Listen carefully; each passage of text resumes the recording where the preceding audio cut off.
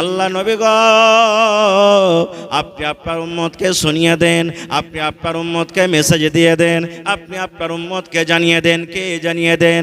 যারা ভালো মানুষ, সুস্থ মানুষ, রমজান মাস পেল, রোজার মাস পেল, রোজা রেখে নিজের জীবনের গুনাহকে মাফ করতে পারলো না গো নবীজি, রমজান মাসে তেলাওয়াত করতে পারলো না, রমজান মাসে তারাবি পড়তে পারলো না, রোজার মাসে রোজা রাখতে পারলো না, রোজার মাসে রোজা রেখে যে আল্লাহকে রাজি করতে পারলো না, নিজের জীবনের গুনাহকে মাফ করতে পারলো না, সেই যেন হালাক হয়ে যায়, ধ্বংস হয়ে যায়, বরবাদ হয়ে যায়, সেই যেন ধ্বংস হয়ে যায়, সেই যেন হালাক হয়ে যায়, সেই যেন বরবাদ হয়ে যায়। নবী আমার তখন বললেন আমিন। আমিন মানে আল্লাহ তুমি কবুল করো। নারে তাকবীর। আমিন কে পড়লেন? জোরে বলেন আমিন কে পড়লেন? জোরে বলেন আমিন কে পড়লেন? নবীজি আমিন পড়েছেন। আমি দোয়া করব, দোয়া কবুল হইতেও পারে নাও পারে, আমার মাওলানা দোয়া কবুল করবেন, দোয়া কবুল হইতেও পারে নাও পারে, 50-50। কিন্তু আল্লাহর নবী যদি দোয়া করেন তাদের দোয়া রদ হবে। জোরে বলেন রদ হবে।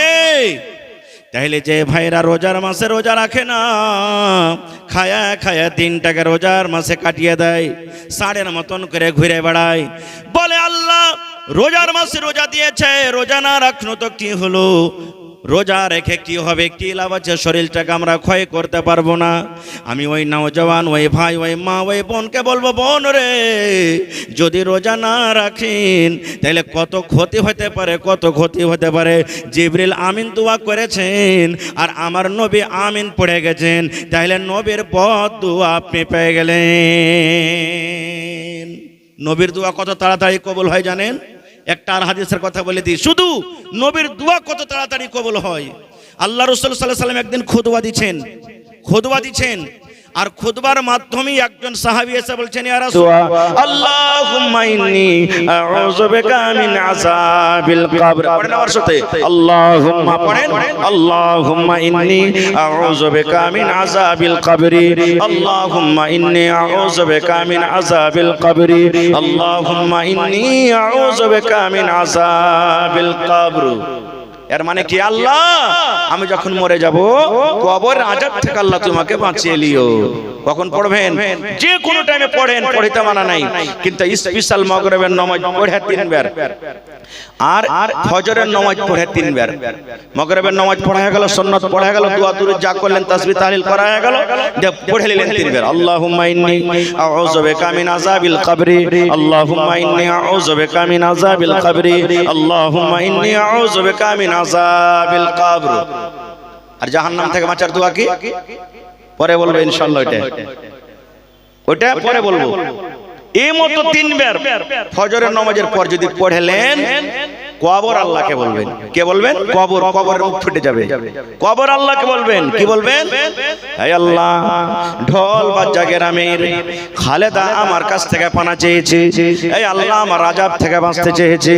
আল্লাহ জি ঢোল বাজা গ্রামের হাজী সাহেব দোয়াটা পড়েছেন, আল্লাহ বলেছেন আল্লাহ আমার মরার পর কবর আযাব থেকে বাঁচিয়ে নিও। এরকম ভাবে কবর যারা পড়বে তাদের জন্য সুপারিশ করবে। আল্লাহ জি যখন লোকটা মারা যাবে, আমার ভিতরে যখন লোকটা আসবে, আল্লাহ দয়া করে তুমি আমার আযাব থেকে তুমি বাঁচিয়ে নিও। নারে তাকবীর। তাহলে বলার উদ্দেশ্য আমার এই, মরার পর থেকে আপনার কবরে আযাব শুরু হয়ে যায়। নেককার থাকে তো ভালোই ভালো, গুনাহগার পাপী হলে আযাব শুরু হয়ে যায়। এবার জান্নাতের সব কথা বলা যাবে না ভাই, জান্নাত যাবে কে, জাহান্নামে যাবে কে। আহা, আল্লাহ রাসূল সাল্লাল্লাহু আলাইহি ওয়াসাল্লাম একটা হাদিসে বলেছেন, সহিহ হাদিস, কিয়ামতের দিন আল্লাহ আদম আলাইহিস সালাম বলবেন, হে আদম, যারা জান্নাতে যাবে ওরাকে আলাদা করে দাও, যারা জাহান্নামে যাবে ওরাকে আলাদা করে দাও। দুনিয়াতে যতই ছেলেপিলা খারাপ হোক, কোন বাপ চায় না যে আমার বেটা কি হোক, খাসারাতে চলে যায়, আমার বেটা বদনাম হয়ে যায়, আমার বেটা ঘাটাতে চলে যায়, কোন বাপ চাইবে না। আদম আলাইহিস সালাম দাঁড় হয়ে আছেন, আল্লাহ বলবেন আবার, আদম আমি তোমাকে বললাম যারা জান্নাতে যাবে তারাকে আলাদা করে দাও, যারা জাহান্নামে যাবে আলাদা করে দাও। এবার আল্লাহ তাআলার কথা শুনে তখন আদম আলাইহিস সালাম কি বলবেন জানেন? আল্লাহ কতটি আলাদা করব, মানে কতটি জান্নাতের জন্য আর কতটি জাহান্নামের জন্য আলাদা করব। আল্লাহ তাআলা কি বলবেন জানেন? রে আদম, হাজারের হিসাব তুমি লাগিয়ে দাও। কিসের হিসাব? হাজার হিসাব তুমি লাগিয়ে যাও। 1000 তুমি মানুষ বাছাই করো।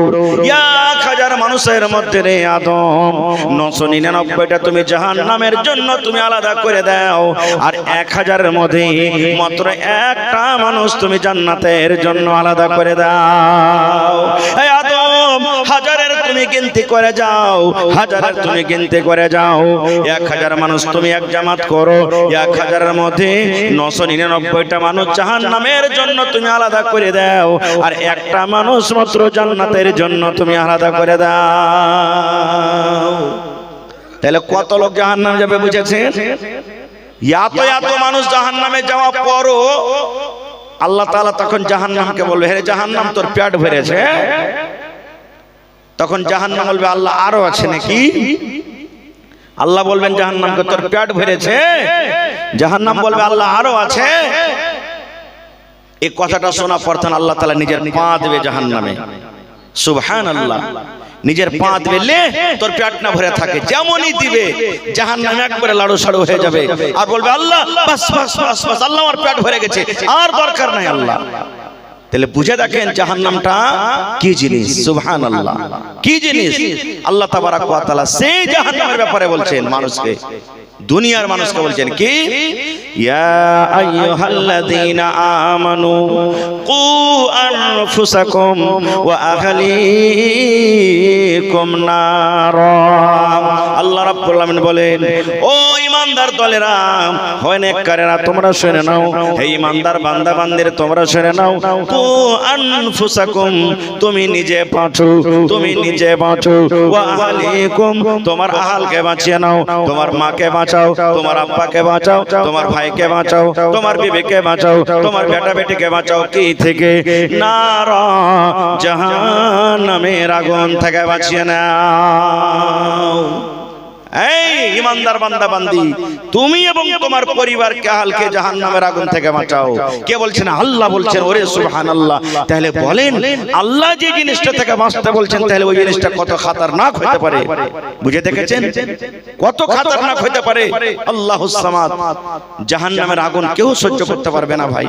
জাহান্নামের আযাব কেউ সহ্য করতে পারবে না, কেউ সহ্য করতে পারবে না। আহা আল্লাহুস সামাদ। নবীজি আমার যখন মেরাজ থেকে ঘুরে এলেন, আল্লাহুস সামাদ, জান্নাতের কথা সাহাবায়ে কেরামকে বললেন, জাহান্নামের কথা সাহাবায়ে কেরামকে বললেন। নবীজি নিজের চোখে দেখে এসেছেন আল্লাহুস সামাদ, আর এক এক করে খুলে খুলে সমস্ত জিনিসকে বয়ান করেছেন। এজন্য জাহান্নাম খুব খতরনাক জায়গা।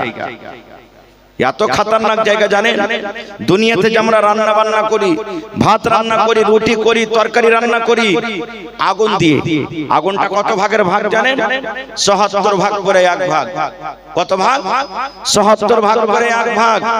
৭৭ ভাগের এক ভাগ আগুন আল্লাহ দুনিয়াতে দিয়েছে। অতি ১ মিনিটের জন্য আমরা লোক দিতে পারবো না, ১ মিনিটের জন্য আমরা হাত দিয়ে থাকতে পারবো না, হাত জ্বলে পড়ে শেষ হয়ে যাবে। তো যদি এক ভাগে যদি ৭৭ ভাগ করে এত ভোল্টেজ হয়, তো যেখানে ৭৭ ভাগ আগুন আছে তার টেম্পার, তার ভোল্টেজ কেমন হবে? আল্লাহ বলছেন, বান্দা ওই জাহান্নাম থেকে তুমি বাঁচো। জান্নাত কি জিনিস? জান্নাত খুব ভালো জায়গা। জান্নাত এমন জায়গা, রাসূল বলেছেন জান্নাতে যারা যাবে ওরকে লাখে পোঁটা আসবে না। জান্নাতে যারা যাবে ওরকে পায়খানা হবে না, সর্দি লাগবে না, পেশাব লাগবে না, গতর দুর্গন্ধ করবে না, একবারে কোনো রকমের জান্নাতের ভিতরে কষ্ট হবে না। বলবেন, হাজি মাওলানা এখন যদি চাটি বেশি বুনিয়া খাইলি, ভাত খাইলি তো পেট হড় হড় গড়গড় করবে, তো জান্নাতে এত এত জিনিস খাবো তো কি পেট খারাপ হবে না, পায়খানা হবে না? না না না, জান্নাতে কোন রকমেরই কষ্ট হবে না আপনার। এই ও একটা ঢেকুর উঠছেন না খাওয়ার পর, বেশি যারা খাইলবে দেখবেন খালি ঢেকুর উঠতে থাকবে, ও করে যারা ঢেকুর উঠবে, আর এমন দুর্গন্ধ ঢেকুর হবে যে পাঁচজনকার মানুষ থামতে পারবে না। পেজ যদি কেউ খাইতে একবারে দূর থেকে বলবে এই বদমাইশ পেজ খেয়ে এসছে। কিন্তু জান্নাতে এমন ঢেকুর উঠবে সুবহানাল্লাহ, খুশবু হবে একবারে, কোনো দুর্গন্ধ হবে না। আল্লাহ রাসূলকে একজন মহিলা এসে বলছেন, ইয়া রাসূলুল্লাহ আমি নামাজ রোজা সব করছি, বুড়ি মানুষ, আল্লাহকে আমাকে জান্নাত দিবে না? প্রশ্ন করছেন নবীকে। এবার নবী আমার বললেন, কোন বুড়ি কোন বুড়া আল্লাহর জান্নাতের ভিতরে যাবে না রে, আল্লাহর জান্নাতের ভিতরে যাবে না।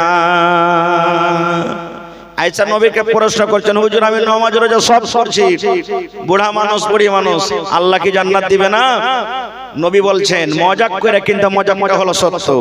কোন বুড়া কোন বুড়ি আল্লাহর জান্নাতে যাবে না রে, আল্লাহর জান্নাতের ভিতরে যাবে না।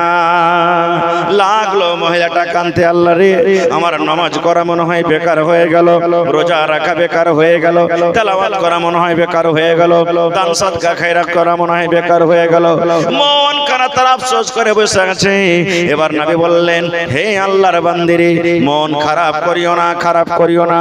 আমি যখন বললাম কোন বুড়া এবং বুড়ি আল্লাহর জান্নাতে যাবে না, এর মানে হলো যদি মানুষ 80 বছর বয়সে মরে, মানুষ 90 বছর বয়সে মরে, মানুষ 70 বছর বয়সে মরে, মানুষ 100 বছর বয়সে মরে, যে কোনো বয়সে মানুষ মারা যাবে, কিন্তু আল্লাহ তাবারক ওয়া তাআলা যখন কিয়ামতের দিন তাকে জান্নাত দান করবেন, সে 25-30 বছরকার নওজওয়ান হাট্টা কাট্টা নওজওয়ান হয়ে আল্লাহর জান্নাতে যাবে। এই জন্য বললাম কোন বুড়া কোন বুড়ি আল্লাহর জান্নাতের ভিতরে যাবে না। কেন? মেলায় বুড়া মানুষ আছে, কেন মাফ করবেন, কেউ মনে দুঃখ নেবেন না, বলার বোঝার জন্য বলছি। যার কাছে দাঁত নাই, দাঁত কমজোর হয়ে গেছে, সুপ্রিয়াম খেতে দেন তো, পিয়ারাম খাইতে পারবে? চাল মানে চালের ভুজা যে খোলাতে ভাজছে খাইতে পারবে? হাত পাকা রুটি খাইতে পারবে? এরকম যখন জান্নাতে যাবে আর বুড়া মানুষে যাবে আর দাঁত নাই, কড়া জিনিস আল্লাহ খাইতে দিবে, তো জান্নাতের মজা কি পেলে? আর আল্লাহ বলছেন জান্নাতে কোন রকমের কষ্ট হবে না। তা আল্লাহ তাআলা জান্নাতে মজা নেওয়ার জন্য একবার হাট্টা কাট্টা নওজওয়ান করে জান্নাতে পাঠাবেন। এই জন্য রাসূল বলছেন কোন বুড়া কোন বুড়ি জান্নাতের ভিতরে যাবে না। জান্নাতে মেলায় নিয়ামত আছে। একটা ফাওয়ের কথা আপনাকে বলছি, আপনি বলেন তো 1 কেজি পুঁটির মাছলা পেলিলেন বা 1 কেজি গোটিঙ্গের মাছ বা অন্য কোনো মাছলা পালেন, মাছটা লাপাপার মাছলাকে বলছেন, হ্যাঁ ভাই 1 কিলো মাছ লন, একটা ফাও গলা দিবি না? হ্যাঁ না। তা আপনি বলেন তো আপনাকে খুব হাইনটা ফাও গলা দিবে না মরা ধরা গলা দিবে? ভাই কথা বলেন।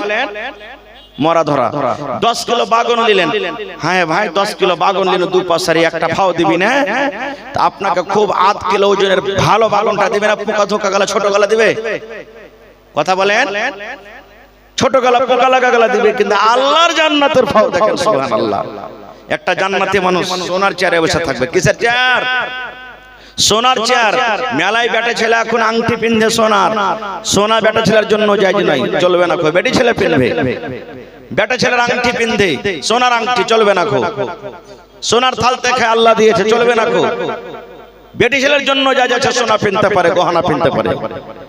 তো রাসূল বলেছেন একটা জান্নাতি মানুষ জান্নাতের চেয়ারে বসে আছে, চেয়ারটা একবারে সোনা, আরামের সাথে বসে আছে। আর পিছন দিক থেকে একটা বেটি ছেলে এসে ওকে ইশারা করবে, নিকরে ঘাড়ে এরকম ভাবে ইশারা করবে, যেমন ইশারা করবে লোকটা এরকম ভাবে পিছন দিকে নিকরে ঘুরবে। ওর চেহারা ওর রূপ দেখে রাসূল বলেছেন লোকটা কি বলবেন জান্নাতে জানেন?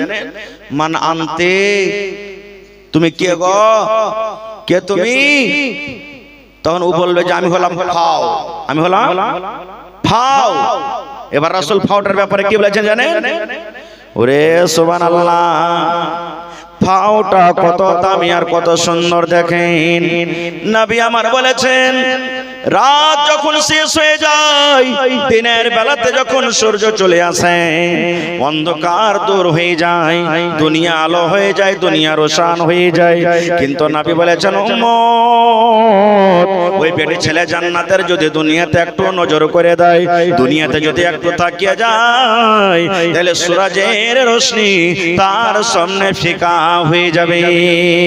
মাথাতে যে তার খোপা আছে, চুল যে বাঁধা থাকবে, ভাই আমরা নিজের বেটিকে, নিজের মাকে, নিজের নিজের বিবিকে কত টাকা দামের ফুল দে, 5 টাকা, 10 টাকা, 2 টাকা, 100 টাকা, 50 টাকা, 500 টাকা, নিজের শক্তি হিসাবে দি। কিন্তু নবী আমার বলেছেন আল্লাহ রাব্বুল আমিন ওই বেটি ছেলার মাথার যে ফুল বাঁধনিটা হবে কিংবা তার হাতে যে রুমালটা থাকবে, এই রুমালটা এত দামি হবে, এত দামি হবে, দুনিয়ায় এবং দুনিয়াতে যা কিছু আছে সমস্ত জিনিসকে যদি বিক্রি করে যদি কিনা হয় তাহলে কিন্তু তাকে কিনে পাওয়া যাবে না, এত দামি হবে।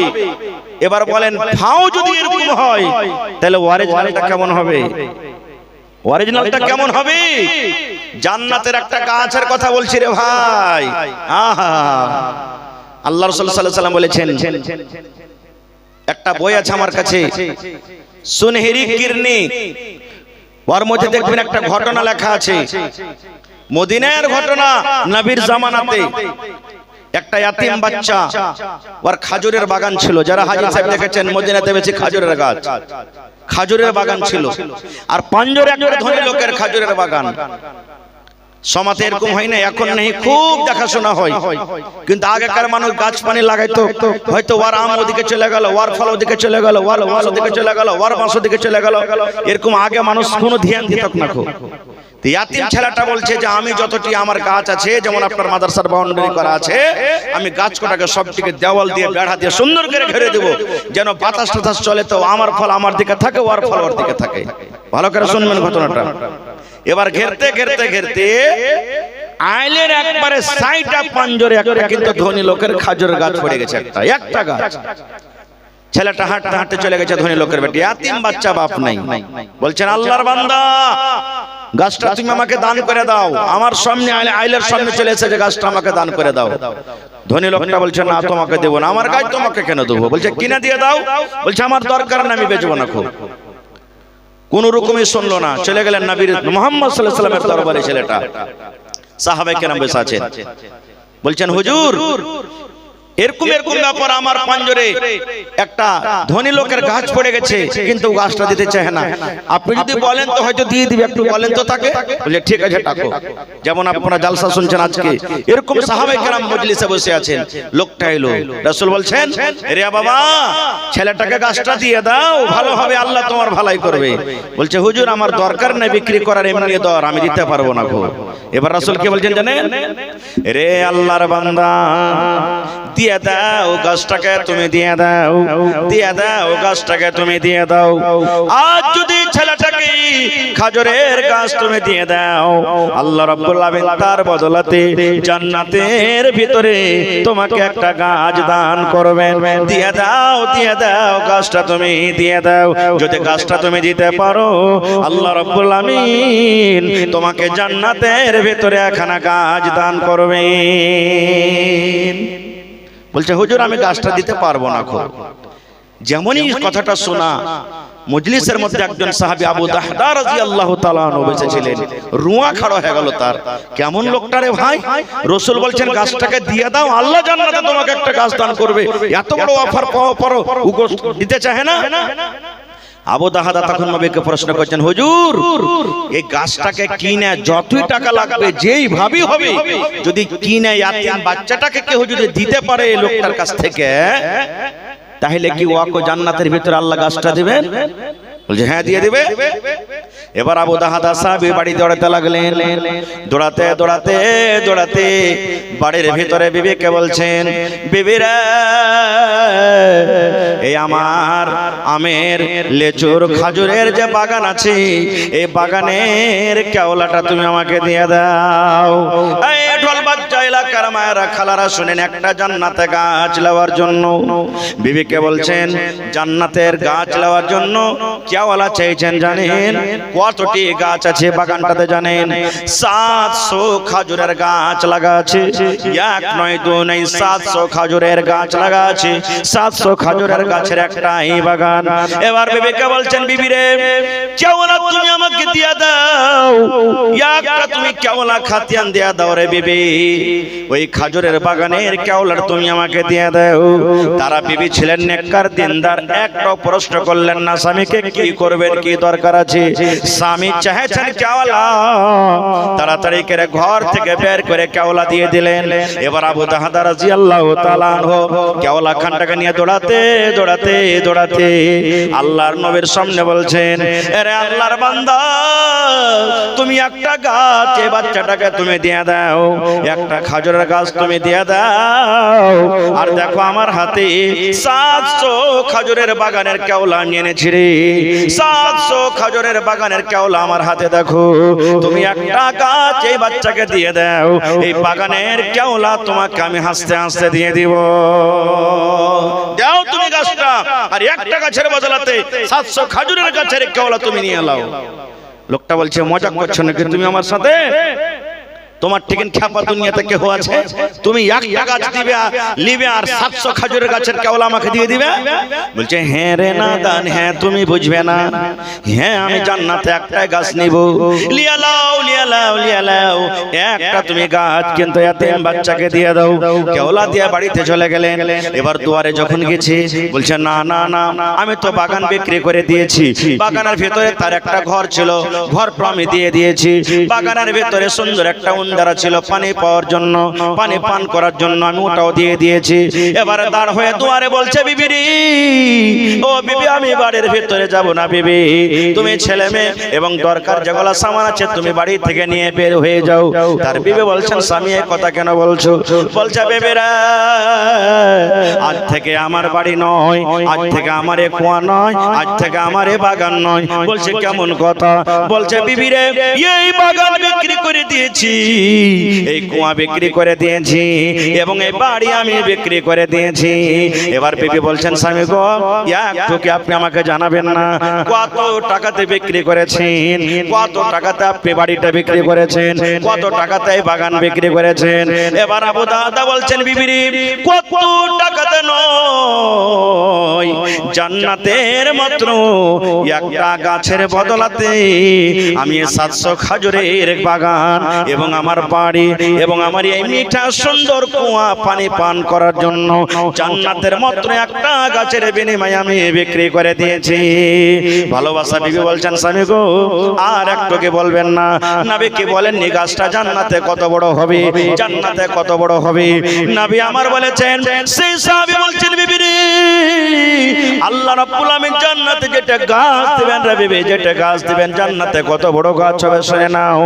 নবী বলেছেন, একটা খুব সুন্দর ঘোড়া, যে তেজ একবারে মজবুত ঘোড়া, খুব দৌড়াতে পারে, জোর জোর করে দৌড়াতে পারে, আর খুব একটা সুন্দর নওজোয়ান ঘোড়ার উপরে যদি বসে যায়, আর ঘোড়াটা যদি দিন রাত চলে, দিন রাত চলে, এক মিনিটের জন্য কোনো জায়গাতে না দাঁড়ায়, চলতে আছে কতদিন, মিয়াত আমিন, 100 বছর পর্যন্ত যদি গাছের তলাতে তলাতে দৌড়িয়ে চলে যায়, নবী বলেছেন 100 বছর শেষ হয়ে যাবে কিন্তু গাছের তলা পার করতে পারবে না।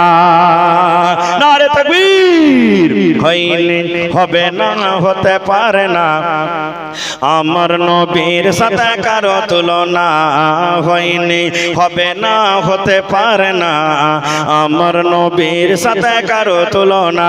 হায়রে তুলনা তো দূরের কথা, ছায়াও মিলে না, হয়নি হবে না, হতে পারে না, আমার নবীর সাথে কারো তুলনা, হয়নি হবে না, হতে পারে না, আমার নবীর সাথে কারো তুলনা।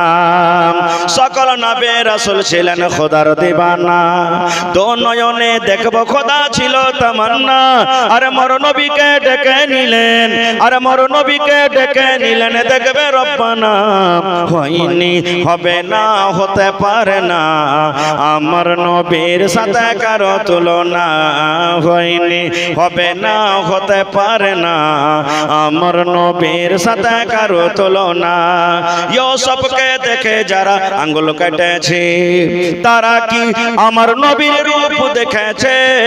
ইউসুফকে দেখে যারা আঙ্গুল কেটেছে, দেখেছে? তারা কি আমার নবীর রূপ দেখেছে? আরে দেখতো যদি কেটে দিত, আরে দেখতো যদি কেটে দিত কলিজা খানা। হয়নি, হবে না, হতে পারে না, আমার নবীর সাথে কারো তুলনা। হয়নি, হবে না, হতে পারে না, আমার নবীর সাথে কারো তুলনা। যার শানে আল্লাহ তাআলা করলেন ঘোষণা, খোলকে আজিম আমার শাহে মদিনা। যার শানে আল্লাহ তাআলা করলেন ঘোষণা, খোলকে আজিম আমার শাহে মদিনা। মুসলমানে নবী ছাড়া কিছুই মানে না, মুমিনে কোরআন ছাড়া কিছুই বুঝে না। হয়নি, হবে না, হতে পারে না, আমার নবীর সাথে কারো তুলনা। হয়নি, হবে না, হতে পারে না, আমার নবীর সাথে কারো তুলনা। নারে তাকবীর। আজকে জলসা কিসের? জোরে বলেন। মসজিদের জলসা। মসজিদ কার ঘর? আরো জোরে বলেন, কার ঘর? আল্লাহর ঘর। তাহলে বড় মসজিদ বানাতে বেশি নাকি না ছোট মসজিদ? জুমা মসজিদ বানাতে বেশি নাকি আছে না ওয়াক্তে মসজিদে? জি,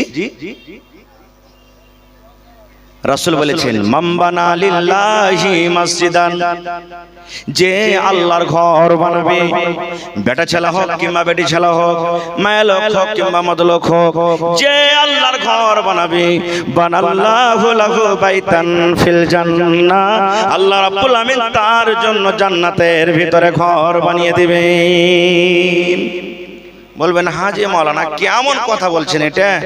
দুনিয়াতে দান করব তো জান্নাতে ঘর কেমন করে বানবে? সওয়াল জাগে না জাগে না? কথা বলেন, জাগে না জাগে না ভাই? আচ্ছা বলেন, এখানে হাজি সাহেব কেউ আছেন এই মজলিসের মধ্যে? আছেন কি? আছে, মাশাআল্লাহ হাজি সাহেব বসে আছেন। জিজ্ঞাসা করেন তাকে, যারা সামনে বছর যাবে ওরাকে জিজ্ঞাসা করবেন, যখন হজ করতে যাবে তার 2-4 মাস আগে থেকে টাকা লাগাইতে হবে, টাকা লাগাইতে হবে। আচ্ছা ওকে যাকে ওটা না বুঝতে পারবেন। এখানে মেলায় মানুষ দিল্লি, পাটনা, কলকাতা, কেরাল গেছেন আল্লাহর রহমতে? গেছেন না জাননি? 10 দিন 5 দিন আগে আপনাকে টিকিট কাটতে হয় রেলওয়েতে, কাটতে হয় না? হয় না? এবার আপনি যখনই টিকিট কাটলেন, টিকিট কাটার সাথে সাথে ট্রেনটা কোন জায়গা থেকে খুলবে, কত টাইমে খুলবে, ট্রেন নম্বর কি, বগি নম্বর কি, সিট নম্বর কি, বুক হয়েছে না? হয় না? কথা বলেন, হয়েছে না? হয় না? আপনি তো মোবাইলে ভিতরে টাকা পাঠালেন, তা আপনার জন্য ফের রাজধানী কেমন করে হয়ে গেল, বন্দে ভারত কেমন করে মহিলা প্যান্ডেল থেকে দোয়া করতেছি, বন্দে ভারত কেমন করে রেডি হয়ে গেল। তো দুনিয়াতে যখন আপনার সিটে কেউ বসতে পারবে না, আপনি রিজার্ভেশন যখন করে নেবেন, তাহলে দুনিয়াতে টাকা দিতে গেলে জান্নাতে ঘর বানবে না? জোরে বলেন, ভরবে না? ভরবে না? আহা, যখন নবীজি মক্কা থেকে হিজরত করে মদিনায় চলে গেলেন, মদিনাতে মসজিদ নেই। মুসলমানের মান শান হলো কি মসজিদ, যেখানে মুসলমান আছে ওখানে মসজিদ, জোরে বলে, থাকবে। যেখানে মুসলমান আছে ওখানে মসজিদ থাকবে। নবীজি যাচ্ছেন মদিনাতে, মসজিদ নাই, মসজিদে নামাজ পড়তে হবে। আজকে মাদ্রাসা রিয়াজুল উলুম ঢোলবাজার মসজিদের জন্য জলসা, এখানে হিফজুল কোরআন খোলা হয়েছে, কোরআন সম্পর্কে বয়ানটা বলা গেল না ইনশাআল্লাহ কোনদিন, সে মসজিদের জলসা। মসজিদ জুমার হোক, বড় হোক, ছোট হোক, বড় হোক, সব নেকি বরাবর। মসজিদ আল্লাহর ঘর, আর দুনিয়ার মধ্যে সবথেকে প্যারা জায়গা হলো আল্লাহর নিকটে কি মসজিদ। এবার মসজিদ বানাইতে হবে। কোন জায়গায় মসজিদ বানবে? যেখানে এখন বর্তমান মসজিদ আছে, মসজিদে নববী, এই জায়গাটা পছন্দ হলো। জায়গাটা কার? সাহাবায়ে কেরাম কে নিয়ে বসে গেলেন, কার রে বাবা জায়গাটা? বলছে হুজুর দুটো ইয়াতিম বাচ্চার জায়গা, সাহাল এবং সোহেল তাদের নাম। বলছে ওরাকে একটু ডাকো তো। বাচ্চা দুটাকে ডাকা হলো, ও সাহাল সোহেল, নবী তোমাদেরকে ডাক দিয়েছে, চলো। নবীর ডাক, বাচ্চা দুটা দৌড়াতে দৌড়াতে দৌড়াতে চলে গেছেন। কি বলছেন হুজুর? কি বলছেন ইয়া রাসূলুল্লাহ? কি বলছেন? নবীজি বলছেন, বাবা রে, এই জমিনটা হলো কার রে বাবা? ইয়াতিম বাচ্চা দুটা বলছেন ইয়া রাসূলুল্লাহ আমরা দু ভাইয়ের জমিন। নবী বলছেন এই জমিনটাকে বিক্রি করবে না, তোমরা জমিনটাকে বিক্রি করবে না। ইয়াতিম বাচ্চা দুটা বলছেন ইয়া রাসূলুল্লাহ কেন বিক্রি করব? নবীজি বললেন বাবারে এই জায়গাতে আল্লাহর ঘর বনবে, আল্লাহর ইবাদতখানা বনবে, মসজিদ বনবে, এই মসজিদের জন্য তোমরা এই ঘরটাকে তোমরা বিক্রি করে দাও। এই টাকাটাকে বিক্রি করবে না, আল্লাহর ঘর বনবে। ইয়াতিম বাচ্চার ঈমান দেখেন সুবহানাল্লাহ। কি বলছেন? ইয়া রাসূলুল্লাহ জমিন বিক্রি করব না নবী গো, এখানে যদি আল্লাহর ঘর বানাবেন, এখানে যদি মসজিদ হয়, আমাদের বাপ নাই নবী গো, আমরা ইয়াতিম বাচ্চা, আমাদের বাবা নাই, আমাদের আব্বা জান আমাদের জন্য জমিনটাকে ছেড়ে গেছেন। এখানে যদি আল্লাহর ঘর বানাবেন, মসজিদকে আমরা নিজের আব্বার জন্য আল্লাহর রাহে দান করে দিলাম, ওয়াকফ করে দিলাম, এই আমাদের জায়গাতে আল্লাহর ঘর আপনি বানিয়ে দেন, টাকা লাগবে না, ফ্রিতে দিয়ে দিলাম। নবীজি বললেন না না না তোমাদের দান লওয়া হবে না। ইয়াতিম বাচ্চা দুটা বলছেন ইয়া রাসূলুল্লাহ কেন নেবেন না? আমরা কি ইয়াতিম, আমাদের বাবা নাই বলে আপনি নেবেন না? নবী আমার বললেন বাবারে তোমরা ইয়াতিম বলে তোমাদের দান টাকা নিব না বা আমি হাকারত করি না, এরকম কোনো কথা নয়। তোমরা হইলে ইয়াতিম, তোমাদের এই জমিন ছাড়া আর কিছু নাই। বাবারে ইয়াতিম বাচ্চা তোমরা আছো, যখন তোমরা দুনিয়া থেকে চলে যাবে, হয়তো আমি নবী, আমার পরে মানুষরা ইলজাম লাগাবে, আমার পরে দাগ লাগাবে, দেখো তোমাদের নবী কেমন রে, দুটা ইয়াতিম বাচ্চার কাছ থেকে জমিন কেড়ে ওখানে আল্লাহর ঘর বানিয়ে দিয়েছে, এই জন্য আমি তোমাদের জমিন দান নেব না। নবীজি আবু বকরকে বলছেন আবু বকর মদিনার গলিতে গলিতে জমিনের রেট পাতা করো, জমিনের রেট পাতা করো, এবং যত টাকা লাগবে ইয়াতিম বাচ্চা দুটাকে তোমরা দিয়ে দাও। নারে তাকবীর, আল্লাহুস সামাদ। ভাই এত নেকি রাসূলের হাদিস 1400-1450 বছর আগে নবী বলেছেন যে আল্লাহর ঘর বানাবে আল্লাহ তার জন্য জান্নাতে এখন ঘর বানিয়ে দিবেন। আপনাকে পার্থবর্ষী গ্রাম চিনেন? বনালীর পাঞ্জরে খড়বাড়ি একটা গ্রাম আছে, মিথ্যা কথা বলিনি, এই যে রেকর্ডিং হচ্ছে মোবাইলে দেখেন।